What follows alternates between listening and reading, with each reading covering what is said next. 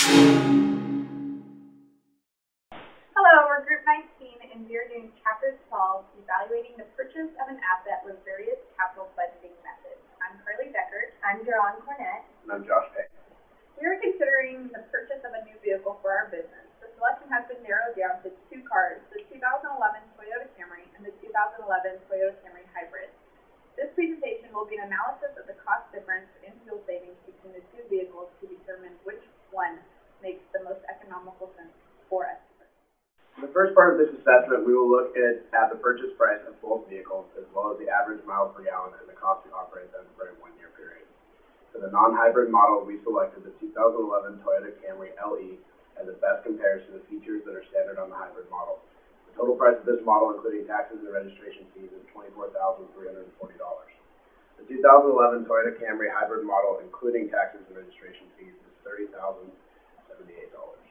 Since we determined that the vehicle will be used at a 50-50 split between city and highway driving, we calculated the average miles per gallon based on the EPA ratings for each of the cars. The average miles per gallon for the non-hybrid model is 27, while the average miles per gallon for the hybrid model is 33.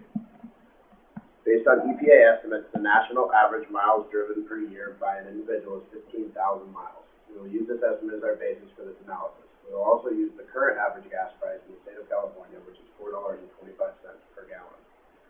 Using the averages given above, the cost to operate the vehicle for a one-year period is as follows. The 2011 Toyota Camry non-hybrid model is $2,361, and the 2011 Toyota Camry hybrid is $1,932, giving us a savings of $429 a year on gas with that.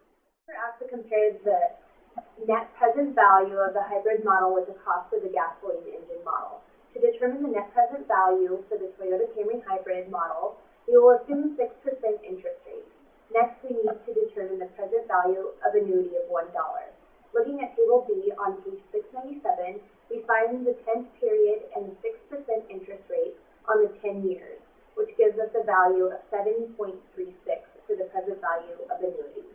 Then take this number and multiply it by the annual fuel savings of $429, and we get $3,157.44. We then subtract this total from the cost of the Camry hybrid model, which was $30,078, giving us a negative amount of $26,920.56. We use the same present value of 7.36 and multiply it by the annual fuel savings of $0 for the non-hybrid model. The NPV for the non-hybrid model is then calculated out to be negative $24,340. We then take the difference in the net present value between the two models to equal $2,580.56, with the gasoline model having the lowest NPV. From a purely financial standpoint, the hybrid model does not make sense because the NPV for the hybrid model is more than the NPV of the non-hybrid model. Okay, for our next question, we have to look at the payback period of the hybrid model. We have to use the difference between the cost of the hybrid model and the gasoline engine model as the investment.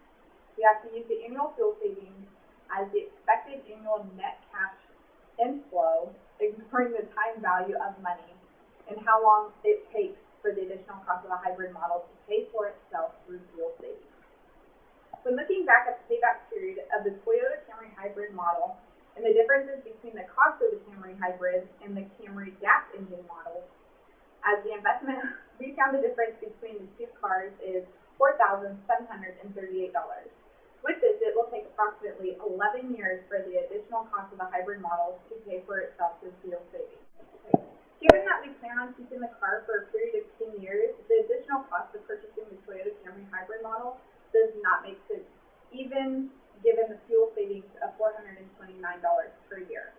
However, if we were to keep the car for a period of 12 years or more, the hybrid would make more sense. This way, the additional cost of the hybrid model, taking the 11 years to pay for itself through fuel savings, would make it a better investment in the long run. For the next question, it's what qualitative factors might affect your decision about which model to purchase?